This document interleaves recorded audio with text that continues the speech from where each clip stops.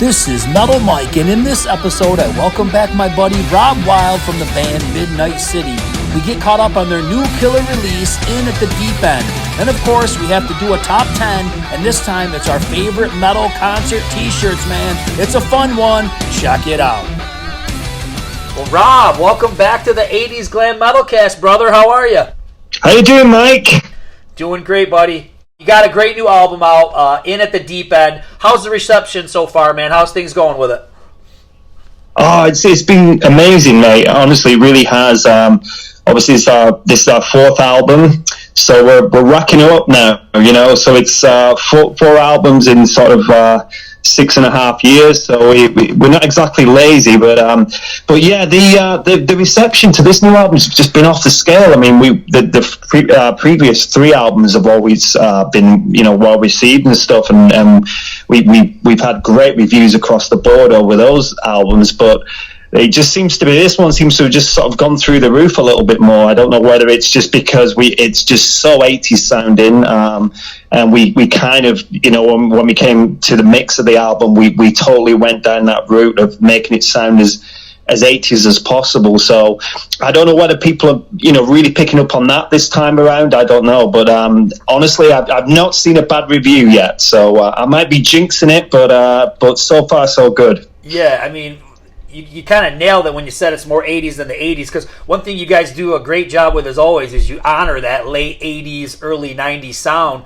And another thing that comes to mind when I hear it, it's you're very single conscious too, because as you're like when you're going in, it reminded me of back when I was a kid and I would listen to an album and I could tell which songs were the singles. You know, like when you hear Someday.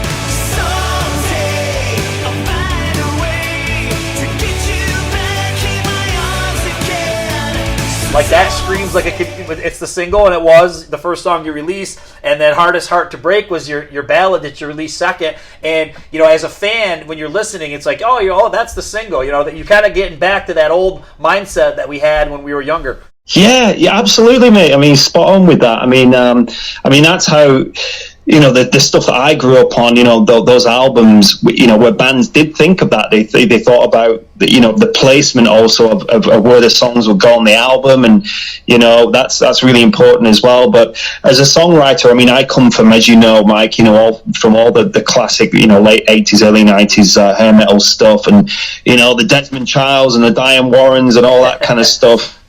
So when I'm writing, I'm always very conscious of, I always try and, you know, when I'm writing, I always try and make every song, you know, a potential single. You know, I mean, obviously some more obvious singles than others, like you said, with Someday and Hardest Heart to Break. And, you know, there's easily, I mean, back in the day, there could have been at least another 4 singles off this album, you know, but yeah, I always kind of set out to try and write singles, really, you know, so, yeah, it kind of works. It's just that, you know, from years of just listening this stuff and kind of dissecting it, you know, and it's just kind of what comes out when I start writing songs, I guess, you know. Yeah, you kind of talked about how you really, you know, tried to get the sound that you were looking for, you know, honor the 80s. And I feel like with this one, it may even be a little bit more pop metal than ever, you know, and it's like, it's got a really positive vibe. Is there stuff going on that's bringing this out for this one? Yeah, that's a good question. Actually, a few people have picked up on that, and I think one of the things that happened was on our last album, Itch You Can't Scratch, which came out 2 years ago. That album was recorded. Well, it was written and recorded right in the middle of all the COVID stuff, so it was a horrible time for everybody, really. And you know, it's a miracle we got that album done, because we didn't actually get together once. It was recorded in 5 different studios all over the UK, and just getting together to even do, you know, get the photo shoot done for the album was just like a monumental task, because nothing was open. Venues wouldn't open. When the album came out, we couldn't tour straight away. We had to wait a few months before, you know, venues started kind of opening again. So it was kind of a weird time. And I think that album's a lot heavier, and I would never say dark, because that's one word that doesn't go hand in hand with Midnite City. But I think there were some moments that were slightly edgier and a little bit darker on that album, and I think a lot of it was to do with what was going on in the world, and obviously 2 years later, you know, thank God we're out of all that COVID crap, and we've come out the other end, and we just felt going into this album really positive. We switched drummers actually as well. Our old drummer, we parted company with him, and we brought a new drummer in, and he brought kind of like a new lease of life into the band as well. And I think we were just really, everybody was just in a better mood, and I think that comes out on the album and the songwriting and just the way the album sounds. You know, it's like you said, it's a lot more positive, a lot more. It's just a really happy album, you know. It's simple as that, you know. It's it's definitely, if you're down in the dumps, this is the album you need to just stick on. That's all I've got to say. I gotta say, this is like your crazy nights, right? Absolutely, mate. Yeah, and we absolutely dialed up the keyboards to 10 on this album as well, which was quite funny because our keyboard player Sean was always sort of saying, well, you know, the keyboards need to come up in the mix, and I always agreed with him, but our old drummer who actually produced and mixed the first 3 albums, he wasn't like a massive keyboard fan, so he would always kind of, you know, mix the keyboards down a little bit. So yeah, I mean, we actually produced this album ourselves, but then when the album was done, we brought Chris Laney in to mix it, who I'm sure you're aware who he is. I mean, he's worked with he's worked with Europe and Crash Diet and Crazy Licks, and he's an incredible producer and engineer and mixing guy, and he mixed the album with us, and he loved it. He was like, when we first started working, the first thing he said was, you know, what kind of sound are you going for? And we told him 2 things. We said we want the keyboards nice and loud in the mix, and we want it to sound as 80s as possible. Like, we're not interested in sounding contemporary, you know, like a lot of bands do. You know, they kind of have all these influences that we have, but then they kind of try and almost like dumb them down a little bit, and kind of, you know, try and appeal to people who listen to today's music. And I've never really understood that, because if you're listening to rock bands that sound like, you know, rock bands from 2023, they're not going to listen to Midnite City anyway. So you might as well just, you know, please your fans, please the people that do like your music, you know. So yeah, I mean, he absolutely did an incredible job of mixing the album, and yeah, it's without doubt our Crazy Nights album. There's no doubt about that. You know, that's great, because Chris is great. I've talked to him on the podcast before, so he's got a great ear for that kind of stuff. And you made a great point, and I was thinking about this too, and I didn't write it down to bring it up, but I'm glad you brought it up. Right, you see a lot of bands that are from the 80s, and I won't mention any names because I don't want to hurt anybody's feelings, but they put albums out this year, and I'm listening to it, and it's like, it's cool, but it's like not what I want. You know what I mean? Like, to me, it's not them. I don't know if they're just, I get it, everybody's got their own artistic vision that they want to follow, but I feel like if you're known for what you're known for, put it out there, man, and please the fans. I'm with you 100%. Yeah, I think that's kind of what we did on this album. Was we did exactly that, because, yeah, to me, I know I probably know the bands that you're talking about, because I feel the same about them. they're quite new albums, and I've listened to them, and they were kind of like, yeah, they're good albums, but I don't know. I think everything kind of sounds, everything's got the same drum sound. You know, everybody's sort of using the same, you know, sounds for everything, and that was one thing that we really, with Chris, I mean, he totally got what we were doing, so much so that the drums on the album, for example, I mean, it's all live drums. It's a live drummer that played on the album, but they're all re-triggered using Lin drums, which is basically what, if you listen to Def Leppard's Adrenalize, that's basically the same drum sound. So if you put those albums on back to back, you know, we got the Def Leppard drum sound. I mean, for the guitars, we Chris reamped them using like little Rockmans, which is again the guitar effects that Def Leppard used a lot back in the day. So it was just, you know, Chris had a great time, because he said to us, you know, halfway through mixing the album, that, so I don't get to do this anymore, you know, go and use all my like vintage gear, you know, that like nobody wants to use. And we're like, no, we want to use that. So he absolutely loved it. And at the end of the he mixed the album at the end, he actually said, which was really nice because he's such a talented guy, he said, it's been a real honor to mix this album because I really, really love the album. I love every song on it. So yeah, it was great working with him, and I think moving forward we'll more than likely work with Chris again in the future. But we got to mention you got some pretty hard rockers on here too. It's not all pop metal.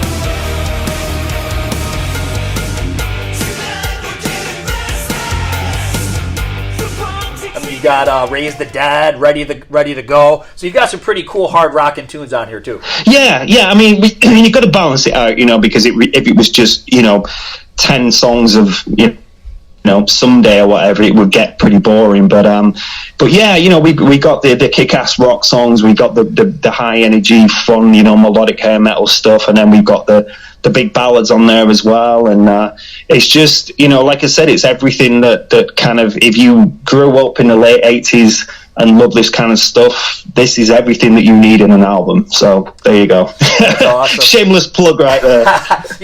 One thing when I was listening to this album, and I was thinking about for you guys, and I thought about this for myself for some of the things that I do, I feel like we grew up in a great time, but we're adults in a shitty time. You ever feel that? I feel like if you guys were to come out in the 19, let's say this album was released in 1990, you'd be a platinum band. You know what I mean? But for some reason, it's like the timing of everything is off. I sometimes think a show like mine, oh my God, I could probably be on a big radio station or I have an MTV segment. But now, I'm on a podcast, so it is funny to think it's great to have the freedom to do what you want to do, but sometimes you think of what if we were back 30 years or something like that? Where would we be?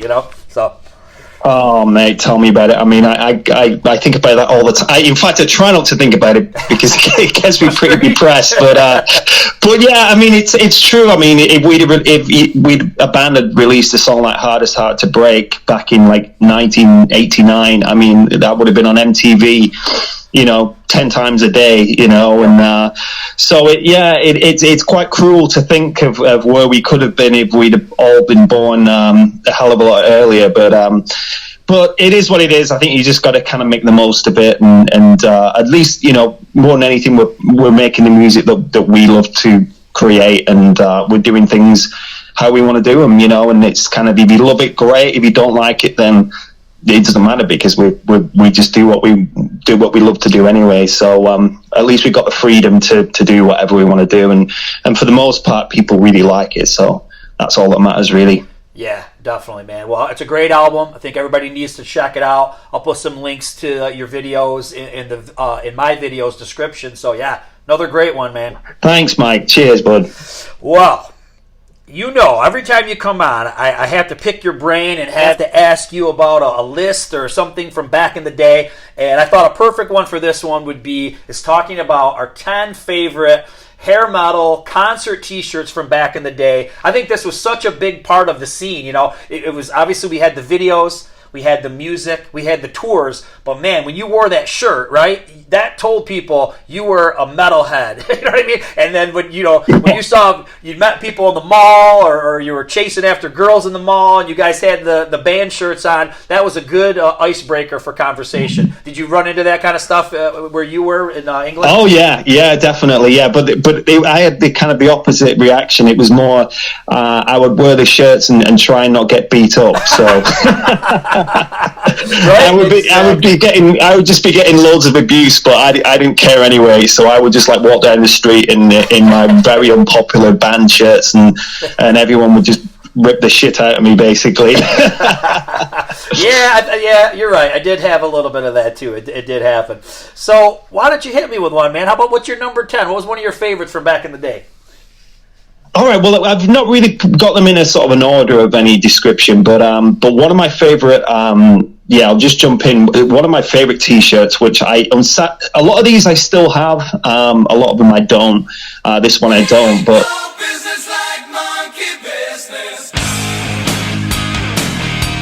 It's the Danger Screw It T-shirt from 1992, and I absolutely love that T-shirt. It's obviously I thought they actually did a really good job of recreating the album cover on a black T-shirt, because the album cover's kind of got the green background and stuff like that, and but they kind of reworked it so they've got the Danger logo really big in big lettering on the front with the monkey holding the girl, and then on the back it's got the really cool kind of it's got Screw It on the back, and then it's spray painted out.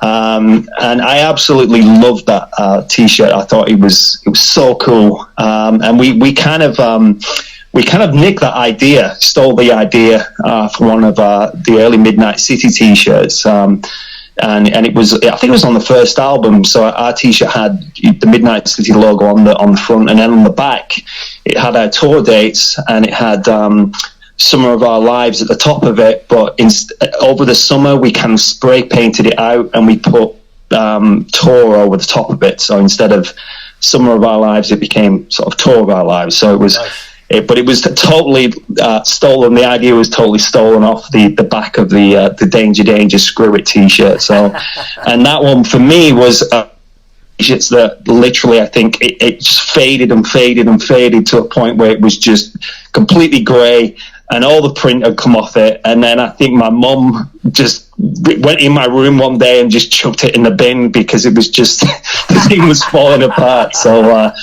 yeah, I that's one of my favorites. I love that T-shirt.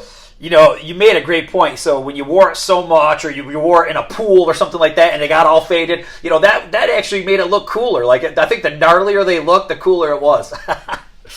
Yeah. There was a fine line though, because eventually it was just a grey T-shirt. There was so little print on it that you couldn't even make out that it even said Danger on it. So yeah.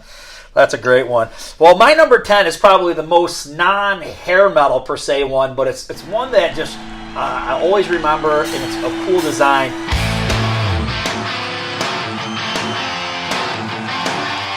And it's a Queensryche's Empire tour shirt. And what was cool about the tour shirt, I don't know if you've ever seen this shirt. I got it right at the show. It was done by Pushead, who did all the Metallica stuff. So they basically had like an American flag, but instead of the stars, they had the Queensryche logo. Then you had a big dollar sign, like a S, that was done like made out of rock. And there was 2 hypodermic needles to make the dollar sign. And there was a bunch of skull heads on the ground.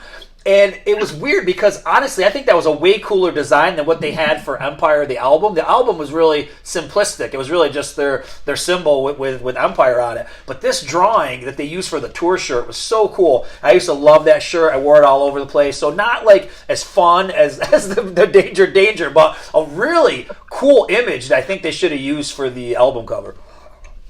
Oh, cool. I'll have to have a look. I don't recall that T-shirt, but I'm sure I can do a Google search and find it. Oh, yeah. And what's cool, I guess what sucks if you're somebody who has the original shirt, but like for anybody else, you could buy these shirts, reprints of pretty much any shirt you can think of on eBay or wherever. It's pretty wild that you can get those old shirts again. That's pretty awesome. Yeah, it's great. I've noticed that as well. So I've been kind of rebuying a lot of old T-shirts that I used to have back in the day. So yeah. All right, man. What you got for your next one? Right, surprise! I've got a Kiss shirt. Yeah, you gotta have a Kiss shirt. You know, I had to have a Kiss shirt, otherwise it wouldn't be right. So, but the shirt that I've actually got, and I've recently, a really good friend of mine, actually literally gave me his a bunch of T-shirts, which I'll tell you about in a minute. But the T-shirt I'm talking about is a Crazy Nights 1988. I know the album came out in '87, but it's the 1988 tour shirt. So it's basically got the members of Kiss stood on the front. It's got Kiss in huge letters in red at the back, and then it's got the the Shikara symbol at the front. And then on the back it's just in white huge letters it says "I went crazy with Kiss," which I just loved it. And I had the T-shirt back in the day, again sort of wore it to death, and I don't know what happened. Like a lot of my T-shirts sort of went missing. Ex-girlfriends probably stole them or whatever. And I'd always be trying to find, where the hell's my Kiss T-shirt? And I never got that one back. But I've got a really good friend of mine who lives here in the UK who comes. He's a really big fan of Midnite City and comes out to see my solo gigs and stuff. And he came out to see me. I was on tour with Ted Poley back in March, and he came out to one of my shows. And he said, "I've got a bunch of T-shirts that I'm going to send to you that I just don't wear anymore." So he basically sent me in the post. I think it was about 15 vintage tour shirts of you name a band. Everybody was in there from Winger to Warrant to you name it, but original T-shirts, like not reprints, original T-shirts. And I couldn't believe it when he sent them to me. I said, "Look, if you put all this stuff on eBay, you could literally make, an absolute ton of money. You sure you want to give these to me?" And he was like, "Absolutely. You're the only guy that I can think of who will appreciate these T-shirts as much as you." So I actually got my Kiss Crazy Nights T-shirt back. So, and I wear it to death. So I kind of got to maybe not try and wear it every single day. Otherwise, I don't want to, because it's already a little bit kind of worn.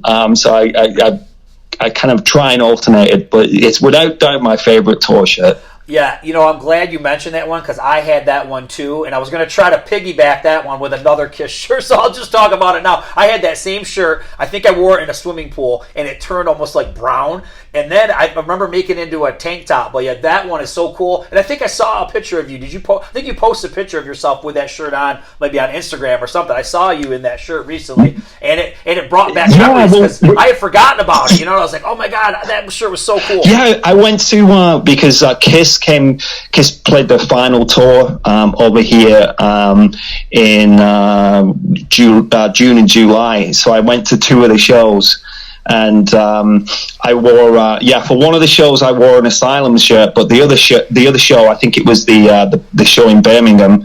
That was right before the gig. I had to rock out the Crazy Night shirt. Nice. Well, my number 9 was another one that I picked up at a concert.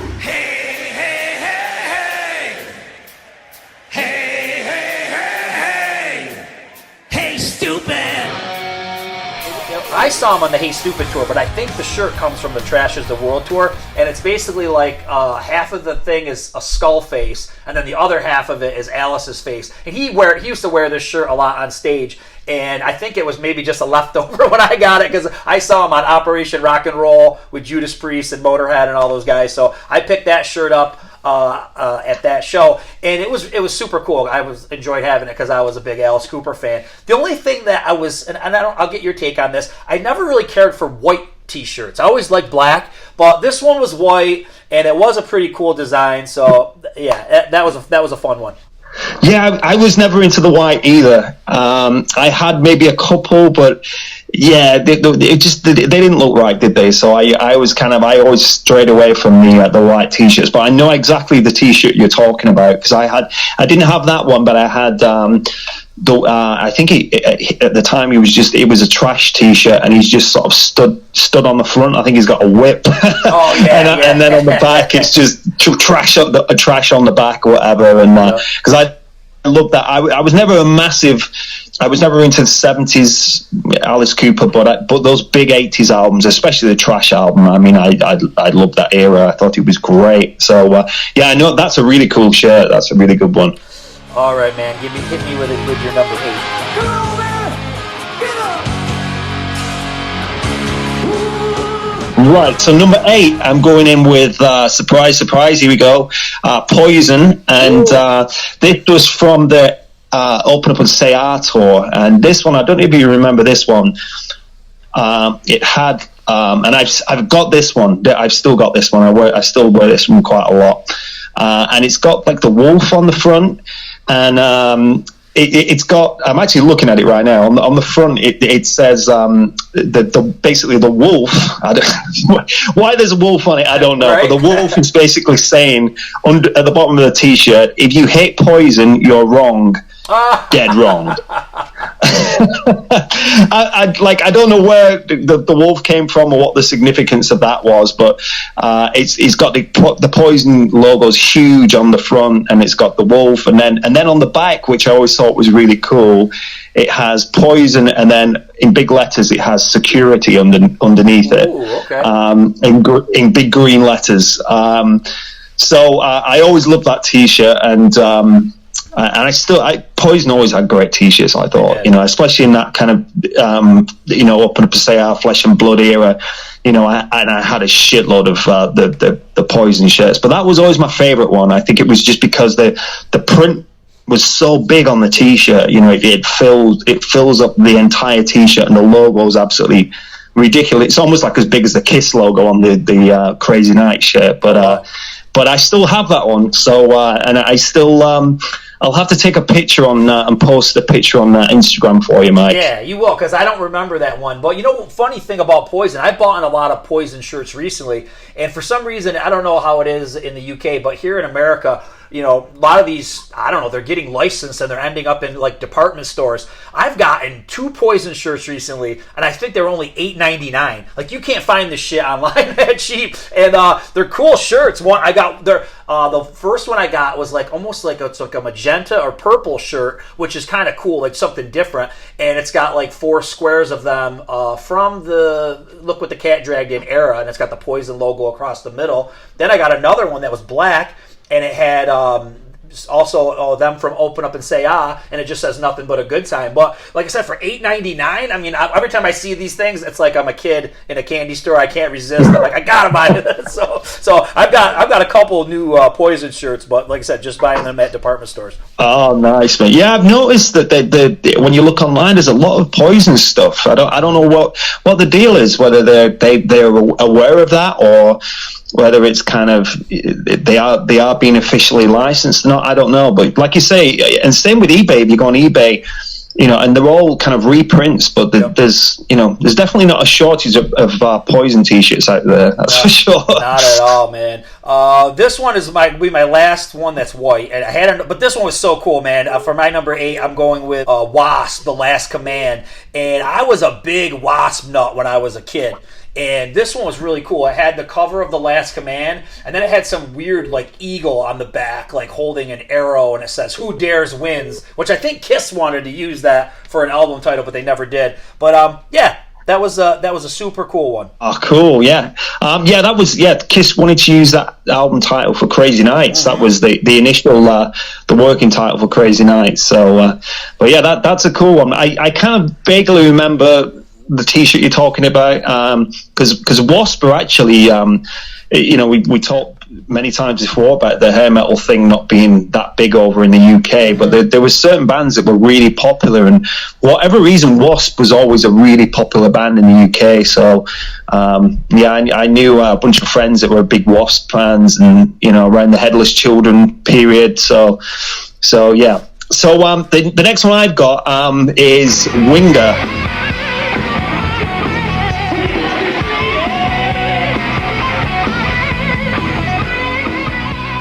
And it's from their first album, and again, I still have this one, and I don't wear this one too often because it's literally again just falling apart. But it's got the first album cover on the front, and then on the back, it's got all the tour dates, and the tour is called, wait for this, Too Tough to Tame tour. Oh, I remember that. Yeah, Too Tough to Tame.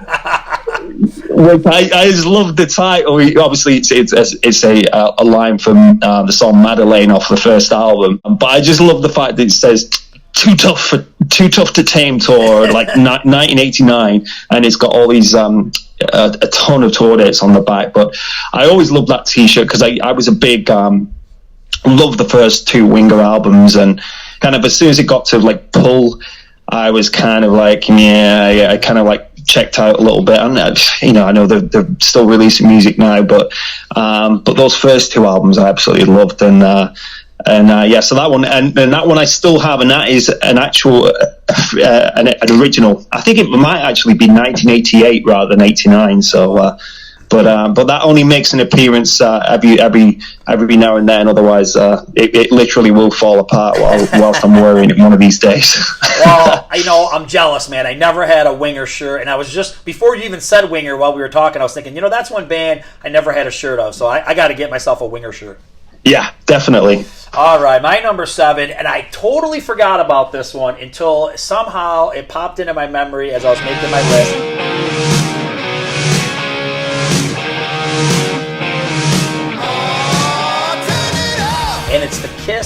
Smashes, Thrashes, and Hits shirt.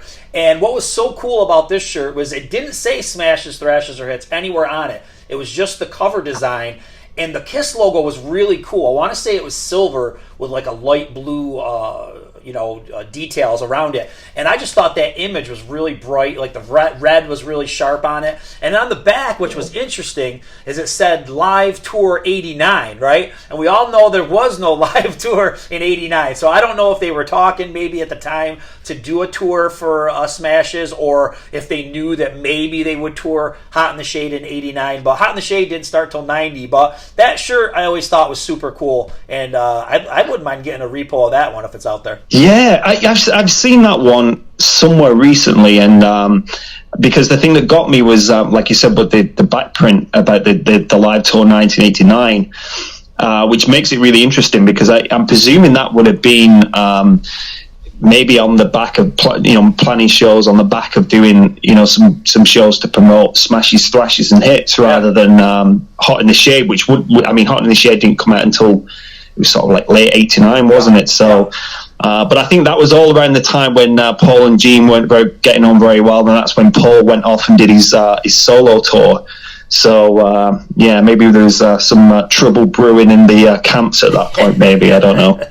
Could be, man. What do you got for your next one?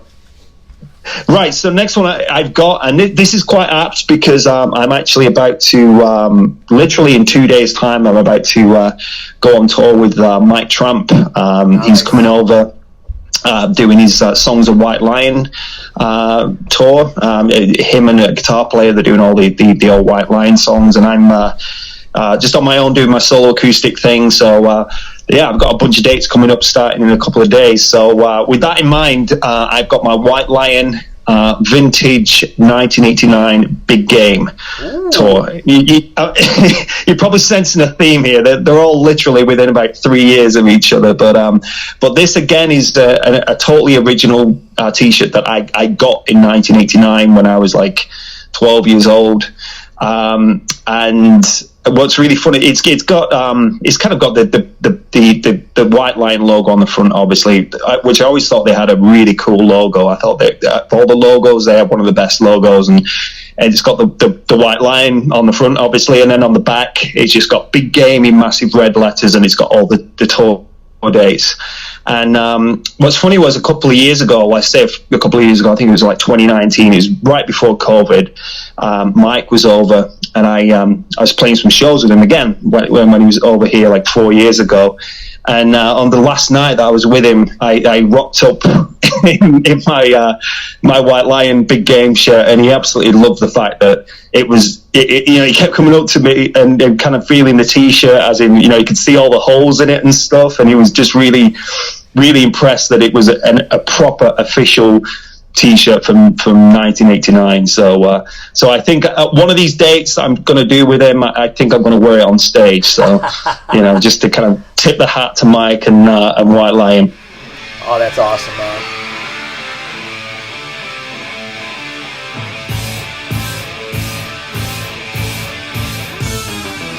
So my number 6 is the LA Guns debut shirt. Basically, all it was the same thing as the cover, just the LA Guns emblem on the front. I don't even remember there being anything on the back, but it was really cool. And I think the thing that really kind of got me even into that shirt even more, I also like Celtic Frost. And in 89, or was it 88? I think, 88, they did Cold Lake.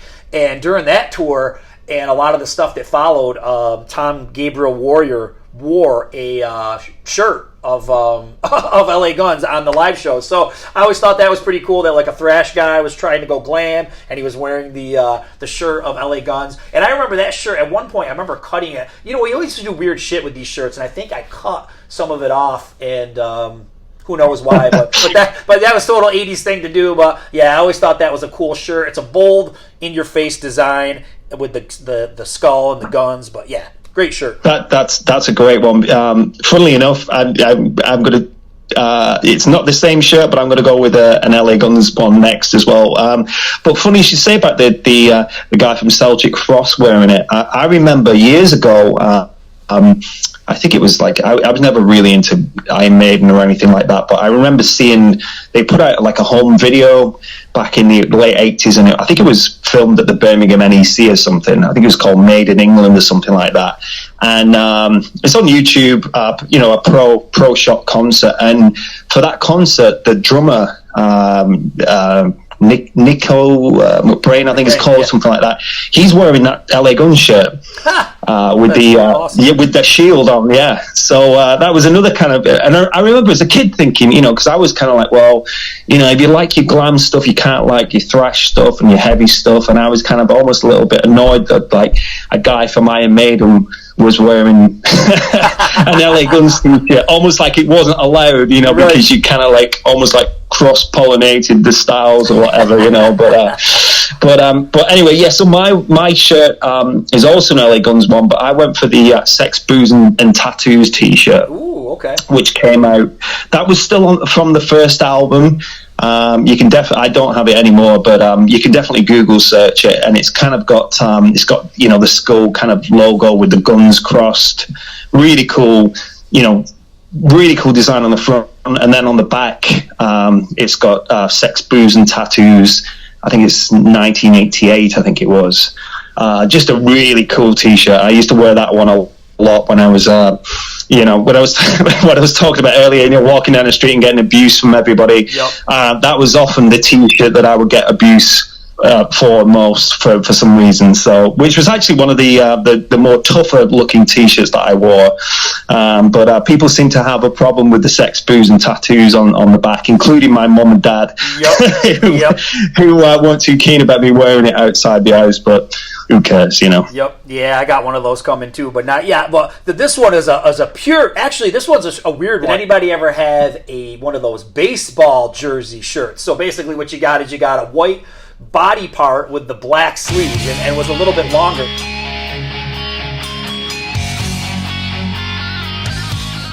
Well, one of my favorites that was like that was Striper's To Hell with the Devil, and it had the Striper logo on the top, and it had the inside picture from inside of To Hell with the Devil, and in that picture, man, they were like pretty glammed up. They looked like girls. They had their yellow and black on. But I think it was always like a mixed bag, because when you wore it To Hell with the Devil, even though it's against the devil, people I think sometimes got offended because it said hell. You know what I mean? So it was like weird. Like you're not getting it. This is against the devil, not for the devil. But yeah, I think sometimes Striper, I think overall still to this day sometimes confuses people. But I love that. When I go online and I try to find that one, I mean, it's going for sick money, so I'm going to have to find some kind of repo type of thing, but I got to have that again, because I thought that was one of the coolest shirts I ever had. Oh, that sounds awesome. Yeah, I know what you mean with the jersey style. I never had any of those. They weren't really that popular over here, but I know exactly what you're referring to, and yeah, I'm going to have to check out that design, because that sounds good. I like Striper as well, from those classic kind of big albums. What was it? In God We Trust was the one I liked the most. I thought that was a great album. Super good album. Yeah, I love it. Okay, man, what's your next one? Right, so for the next one, and this one is another one that I still have, and it's looking very grey and very faded now. It's Pretty Boy Floyd's Leather Boys with Electric Toys tour shirt. Classic. And nice.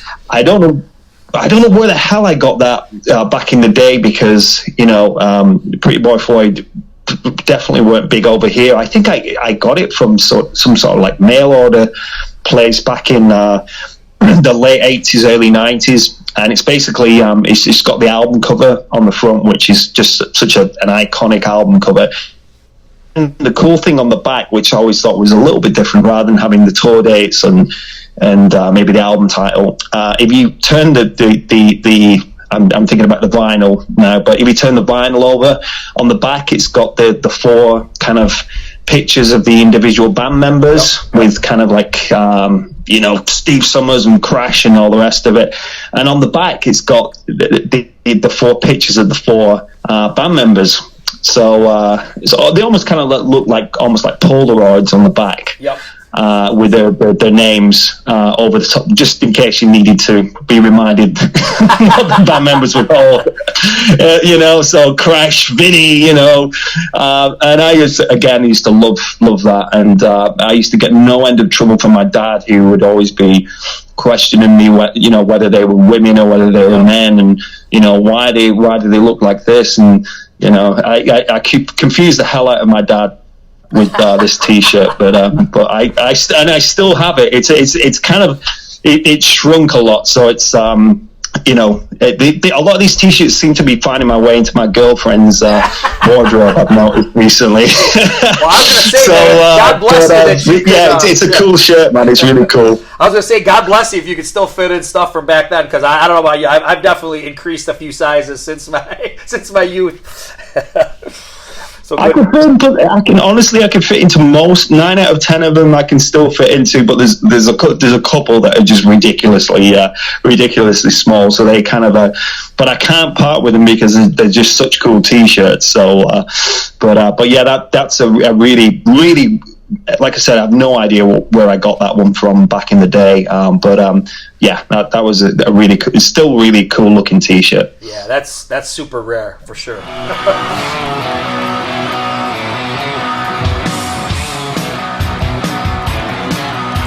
Okay, my number 4, it's got a story behind it too, but I know this is a tour that I went to that makes you jealous. So I'm jealous that you had a Pretty Boy Floyd shirt. Now you can be jealous that I saw Cinderella, Winger, Bullet Boys back in '89, and I got the shirt. I got the Cinderella Long Cold Winter shirt, and which was cool about it, it was just basically like a shot of them just hanging out. I don't even know, hard to explain. It's just a band shot from that time. But then the Cinderella logo went up the side instead of being on the top. It just went up like the left hand side. And I remember wearing that shirt the next day to school, because how cool was that when you got to catch a show? Your parents actually let you go, right? On a school night, you went, and then you got to go to school and you got to show everybody, like, hey, losers, I went to the show, you didn't, so you kind of were bragging when you wore the shirt. But yeah, I remember like coming into school that next day to like not being able to hear very well. Like teachers were talking to me, but I wasn't really hearing them because my ears were still ringing. But just a great memory, cool shirt. I looked it up the other day. It's still out there like as a reproduction. So that's another one. I probably just got to break down and buy all of these again because they're just all so cool. All right, so my next one is going to be this is a shirt that I didn't own back in the day, but I remember a good friend of mine had this, and I was trying to think about it the other day when we were trying to come up with this list, and so I did a Google search for it and I found it, and it's like the coolest T-shirt, also the cheesiest T-shirt without a doubt in the list, and it's a Britney Fox T-shirt.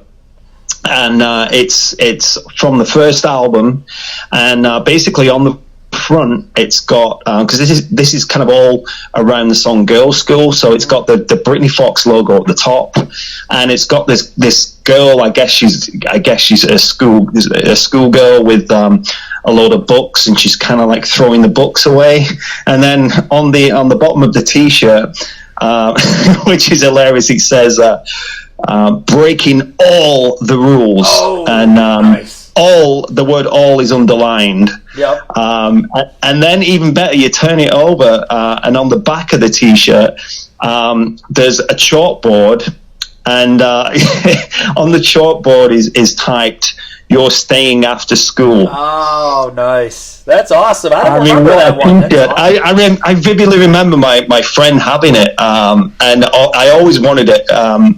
And I was trying to think of it the other day. I was like, what was it? It was, and I knew it was something related to Girls' School.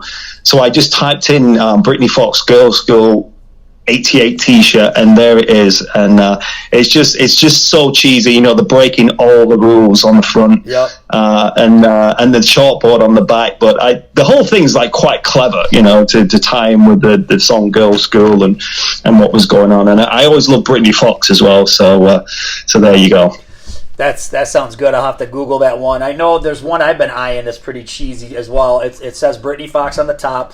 Then it's got the band like in the center, like from their first album. But they're in a triangle, and the triangle is surrounded by chains. And then underneath all of that is like these two purple fox heads that are like upside down or something. It's like so 80s and so weird. But that'd be the one that I would go invest in if I was going to get one. So random.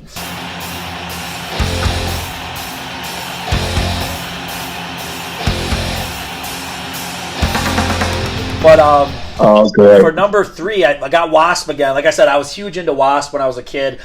This one's from the Electric Circus album, and you would think it would be the album cover, because the album cover is pretty cool, him with all the tiger skin. But this one is really interesting. It's just a picture of all of them in black leather coats, and they have black sunglasses on, and it just says W.a.sp in blue, and then it says Inside the Electric Circus in red. And I just thought that was one of the coolest shirts. That was another one I wore right down, and it was faded, and it was all nasty, and I still kept wearing it. But yeah, that's one of my favorites from back in the day. Oh, cool. So W.a.sp makes 2 appearances. That's cool. Must have been a lot of W.a.sp t-shirts available where I lived. so yeah. Exactly. Yeah. Nothing wrong with that. So I've got for my next one.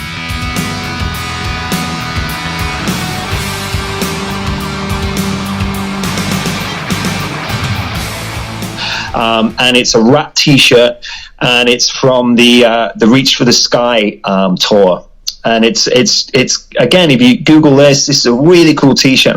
I've seen, actually, you were talking about a lot of these reprints happening online and stuff. I've seen this reprint quite a lot recently, and it's just a really cool picture of the band. I think it's from the actual album, not the back of the album, but inside the album. That's kind of like the insert of the band picture from this album.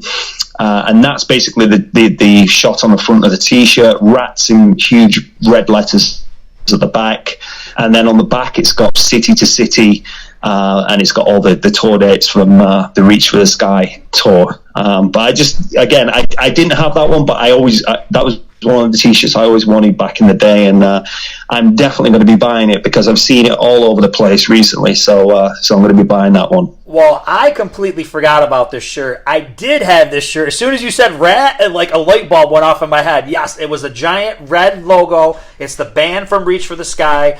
I think it might say Reach from the Sky underneath all that. I'm not sure, but you're right. And it says City to City on the back. And that shirt was so cool. Yeah, that I would love to have that one again too. But yeah, I had that one. So yeah, that was a cool one. Yeah, I think the colours on that were really cool, because it was kind of like behind the band, it's kind of almost like there's a blue behind it, and it's kind of it just looks the colouring on it's just great with the logo in red. It's very cool. Yep. Okay, so for my number 2, it's not one of the most earth-shattering designs, but I think it was the first hair metal rock shirt I ever got. And it was Motley Crue, Theater of Pain. That was one of my early albums that I ever bought, from this genre. And that, I know that had to have been the first shirt I ever had. And it was cool, man, because I think Motley Crue logo was in yellow, and the faces were pink. It just had all the 80s hair metal vibe, colors and everything. And I might have said Theater of Pain on the back. I don't really remember, but that was one. I have a lot of photographs that I look through in photo books. I see me with that on, and it just brings back a lot of memories. So that was one of my early, probably the first one I ever got. Oh, that's great. That's good to hear. Yeah, and we're still talking about it all these years later. So right, we still love Theater of Pain. To hell with what everybody else says, right? Yeah, exactly. Right. So for my last one, I'm going with Warrant and the Blood, Sweat and Beers tour t-shirt from 91, and that's the one. A friend of mine has this one, and I'm gonna steal it one day, because every time I see him wear it, it would look a lot better on me, let's put it that way.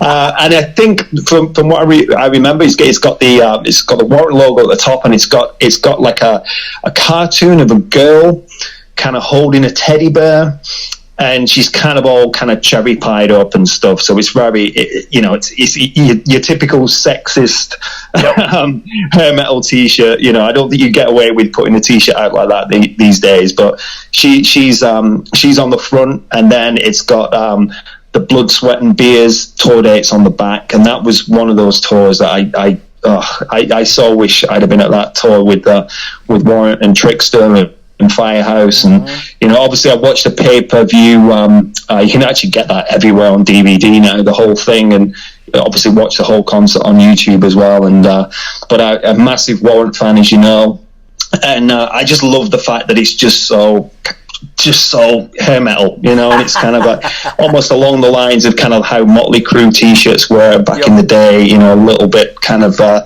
little bit risky, a little bit you know, and this was one that I can imagine, like I said, there's no way I'd have got out of the house wearing this one, but yeah, like I said, my friend's got an original copy of this, original t-shirt of this one. I don't know where he got this, but he's got the original from. I think he got it on eBay or something. But I'm thinking of borrowing it, not give it in back, you know. Yeah. All right. Well, my number one, also not one that's super rare, but it's got a cool story behind it. And, you know, a lot of times what you'd do is you'd go to the mall with your friends and you'd buy a shirt. That was pretty common. You know, there's always some kind of store that sold, maybe multiple stores that sold these kinds of t-shirts.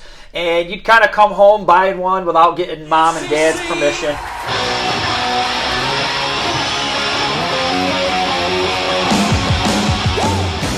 And the one that I bought it's the Poison, Look What the Cat Dragged In is on the front. But what was cool about this one was that it really wasn't a replica of what the album looked like. It was kind of cartoony. So almost like they looked almost cartoonish and their faces were just all white and maybe they had like red lips, but it was mostly like a white and green setup. On the back of the shirt, though, this is where the problem comes, right? It says Talk Dirty. Dirty's in green, and then the rest of it is in white. Talk dirty to me, right? And I just remember I had the shirt on. My mom walks by me. She's like, "Oh my, what does that say? You are not wearing that shirt outside of the house."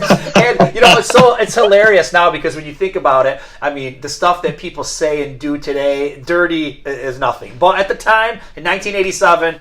Talk dirty to me was basically slightly offensive. So, yeah, I remember my mom got pretty ticked off about it. I think I did end up getting to wear it to school and all that kind of stuff. But, yeah, it was a cool shirt. And I've looked up online to find this exact shirt, and I can't find it. I can find things that are like a replica of the album cover, like the real guys. I've even found some ones where they're drawn, but it's not the one that I had. So I'm going to keep hunting to see if I can find this one. But that was just a cool one. Bold colors, bold statement on the back, and I just remember, you know, I was in trouble with this one. So it did what it was meant to do. Piss your parents off. Yeah, exactly. Yeah, that's the more you can piss your parents off, the better. Really, that's a good one to end with. You know what? I'm sure I'm going to have a look, but it must be sort of a reprint. But I know for a fact that my girlfriend has something very similar to what you've just described, but I'm not sure whether it has the Talk Dirty to me on the back. But yeah. I'm going to have a look, and if I can find it, I'm going to post a picture to you, Mike. Awesome, man. Well, hey, it was so great talking about these shirts. You definitely brought up a few that brought back memories that I completely forgot about. So, like I said, these were huge. This was just as big of a part as the album itself to have this on and to let people know that you were a fan of certain bands. So, so glad we got to talk about this and about the new Midnite City album, man. I wish you all the best with it. Thanks a lot, Mike. It's been great. Well, that was great catching up with Rob. I hope you enjoyed it. Rock on!